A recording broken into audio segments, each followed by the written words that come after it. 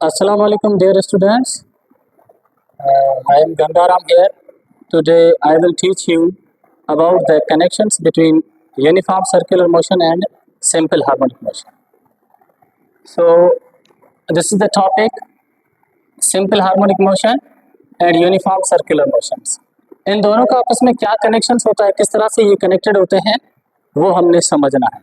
तो सबसे पहले तो आप लोगों को ये समझ में आना चाहिए कि सिंपल हार्मोनिक मोशन क्या होती है। You know very well simple harmonic motion to add from motion of an object about its mean position in which acceleration should be directly proportional to the displacement and always towards the mean positions. Simple harmonic motion वो motion होती है जिसमें acceleration जो है वो directly proportional होनी चाहिए displacement के साथ, और यहाँ पर नेगेटिव साइन मतलब कि इसकी डायरेक्शन जो है वो टुवर्ड्स द मीन पोजीशंस होती है। जैसे मैंने यहाँ पे ये जो बनाया हुआ है ये सिंपल पेंडुलम है। सिंपल पेंडुलम की हरकत जो है वो भी सिंपल हार्मोनिक मोशन की तरह ही होती है। सिंपल हार्मोनिक मोशन होती है, उसको जब हम प्रूव करते हैं तो उसमें एक्सीलरेशन जो है वो डायरेक्टली प्रोपोर्शनल होती है डिस्प्लेसमेंट के साथ। तो आज हमने क्या समझना है, हमने ये समझना है कि सिंपल हार्मोनिक मोशन और यूनिफॉर्म सर्कुलर मोशन।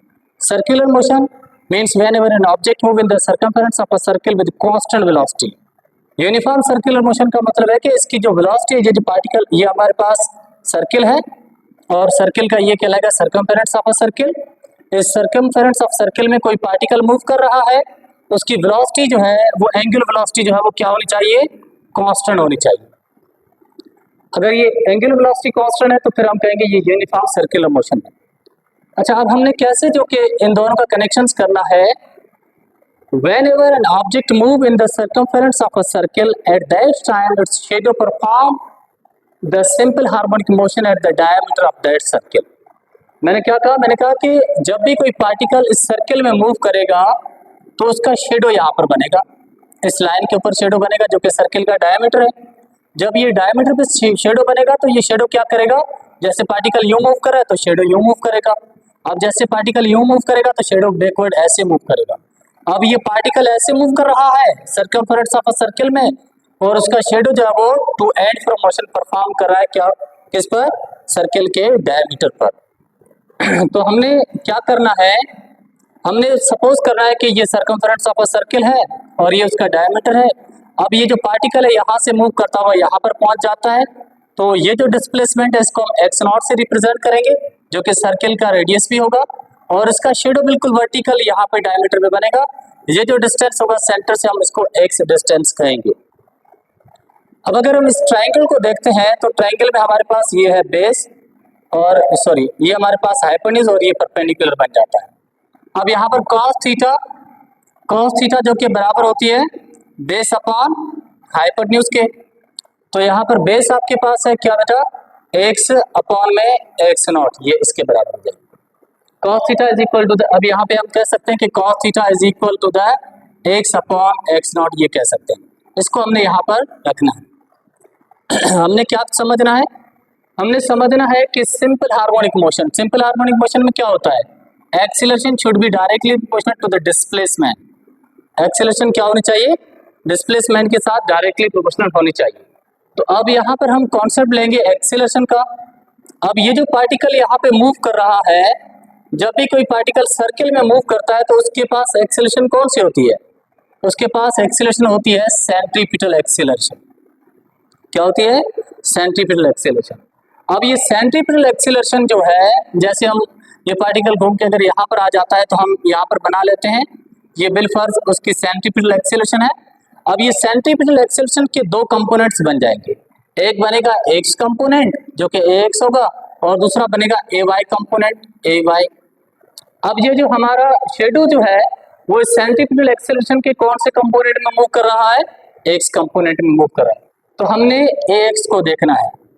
अब देखें बेटा, एक्स तो बराबर किसके होगा, एक्स बराबर होगा ए सी कॉस थीटा के।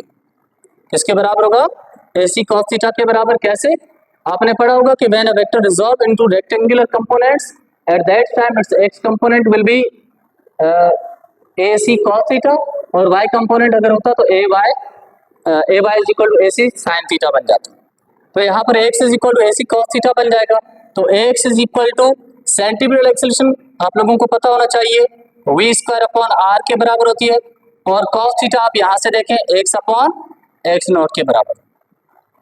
अब देखें ए सी इज इक्वल, हमने पढ़ा है कि v is equal to R into omega होती है, और इसी तरह से देखें तो यहाँ पे r जो है रेडियस जो है वो एक्स नॉट के बराबर है, तो v is equal to x naught into omega, ये हो जाएगा। हम यहाँ पे वैल्यूज लिखेंगे, r की जगह एक्स नॉट लिखेंगे, r is equal to x naught लिखेंगे, और v की जगह r इंटू ओमेगा लिखेंगे। तो यहाँ पर ये फार्मूला कुछ ऐसे बन जाएगा, a x is equal to the, v की जगह मैंने लिखना है एक्स नॉट इंटू ओमेगा इसका होल स्क्वायर, अपॉन में r की जगह दोबारा मैंने एक्स नॉट लिख लेना है, और यहाँ पर ये एक्स अपॉन एक्स नॉट वही सेम टू सेम। तो अब यहाँ पर ये क्या हो जाएगा, एक्स, ये x is equal to the, ये हो जाएगा x naught square omega square upon में एक्स नॉट इंटू ये एक्स अपॉन एक्स नॉट बन जाएगा। अब क्या होगा, एक्स नॉट से इसका स्क्वायर कैंसिल हो जाएगा, बाकी x is equal to the, अच्छा यहाँ पर हमने नेगेटिव साइन यूज करनी है क्योंकि सेकंड क्वाड्रेंट में हमारे पास जो कॉस थीटा वो क्या हो जाती है, नेगेटिव हो जाती है। तो ये नेगेटिव साइन आप यहाँ पे यूज कर सकते हैं, नेगेटिव साइन यहाँ पे स्टार्टिंग में भी लगा सकते हैं। ये नेगेटिव साइन जो कि आपके पास यहाँ पर आगे आ जाएगी, बाकी ये बचेगा x naught into omega square into x over x naught, तो एक्स नॉट से एक्स नॉट कैंसिल आउट हो जाएगा, बाकी x is equal to the minus omega square into the x. अब देखिए एक बात यहाँ पे ध्यान में रखनी है कि मैंने पहले ही बता दिया था कि ये कौन सी हरकत है, यूनिफॉर्म सर्कुलर मोशन, और यूनिफॉर्म सर्कुलर मोशन में क्या होता है, ओमेगा क्या रहती है, कांस्टेंट रहती है। तो अगर हम यहाँ पे देखते हैं तो ओमेगा तो मैंने पहले ही क्या रखा हुआ है, कांस्टेंट रखा हुआ है।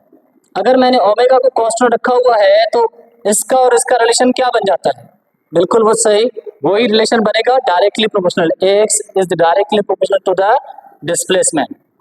ये इस बात का प्रूव है कि जब भी कोई पार्टिकल सर्कुलर मोशन परफॉर्म करता है विद कांस्टेंट वेलोसिटी, तो उसका जो शेडो है उसी पार्टिकल के डायमीटर पे, उसी सर्किल के डायमीटर पे कौन सी हरकत परफॉर्म करता है, सिंपल हार्मोनिक मोशन परफॉर्म करता है। This is the proof for the connections between the simple harmonic motion and uniform circular motions. That's clear? Thank you.